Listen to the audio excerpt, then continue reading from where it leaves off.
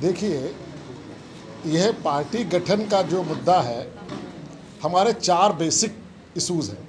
Issues तो बहुत सारे हैं, लेकिन मूल रूप से यह पार्टी 4 बेसिक इश्यूज़ पर काम कर रही है, करना शुरू किया है। पहला मुद्दा है हमारा one nation one education without fees. यह इसलिए आवश्यक है कि ग्रामीण परिवार जो गरीबी में बहुत वंचित हैं तमाम रिसोर्सेज से, उनके बच्चे इस महंगी शिक्षा में नहीं पढ़ पा रहे। जब तक आप निःशुल्क नहीं, विदाउट फीस नहीं करेंगे, तब तक बच्चे को समान रूप से पढ़ने का अधिकार नहीं मिलेगा।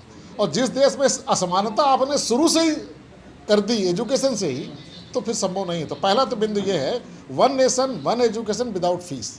दूसरा हम चाहते हैं कि कृषि को उद्योग का दर्जा मिले। जब तक कृषि को उद्योग का दर्जा नहीं देंगे, किसान अपनी गरीबी की जो सीमाएं हैं, जो इतना गरीबी से जूझ रहा है, जो उसका योगदान है राष्ट्र निर्माण में, जीडीपी में मुश्किल से 15 से 16% और संख्या उसी कृषि करने वाले की 50% है। तो इस पर भी हम लोग चाहते हैं कि उद्योग का दर्जा मिले। तीसरा बिंदु है कि गाँव के लोगों की निर्णय लेने में भागीदारी, अर्थात ग्राम स्वराज का वास्तविक स्वरूप देश में लागू होना चाहिए। जब तक आप ग्राम स्वराज या पंचायती राज अधिनियम को वास्तविक रूप में लागू नहीं करते हैं, तब तक निर्णय में भागीदारी गांव की नहीं होती है, तब तक आप राष्ट्र को समृद्ध नहीं बना सकते, क्योंकि उनके योगदान ही नहीं है आपके संचालन में देश के। तीसरा बिंदु है महिला सशक्तिकरण। अभी जो गवर्नमेंट, आपकी जितनी भी गवर्नमेंट हैं या थी, वो लोगों ने महिला सशक्तिकरण को सिंबॉलिक रूप में लागू कर रखा है। काम सब अध्यक्षपति, विधायकपति, प्रधानपति ही देख रहे हैं, और महिलाओं का एक तरह से बस जो कानून बन गया है, उसको जब कभी सीट डिक्लेयर हो जाती है तो किसी न किसी को, अपने घर वाले को लगा देते हैं। हम इस पार्टी के माध्यम से एक ऐसा प्लेटफॉर्म देना चाहते हैं जिसमें युवा, जिन्होंने कभी इनके परिवार में राजनीति नहीं की गई, बहनें, माताएं, वो राजनीति को सीखें और देश के संचालन में अपनी महत्वपूर्ण भूमिका निभाएं।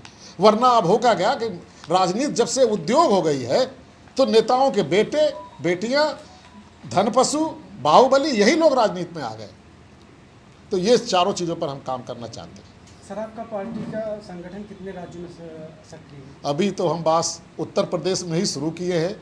अभी किसी दूसरे राज्य में हम लोगों का कोई इकाई नहीं है। अभी तो हम मात्र जुमा मई में गठित हुए हैं।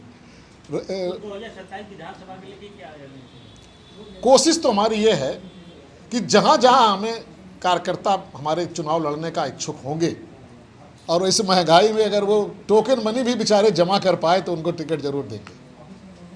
लेकिन इस महंगाई में वो कैसे करेंगे, अब तो आप भी जानते हैं कि आप पैसे का कितना बोलबाला है।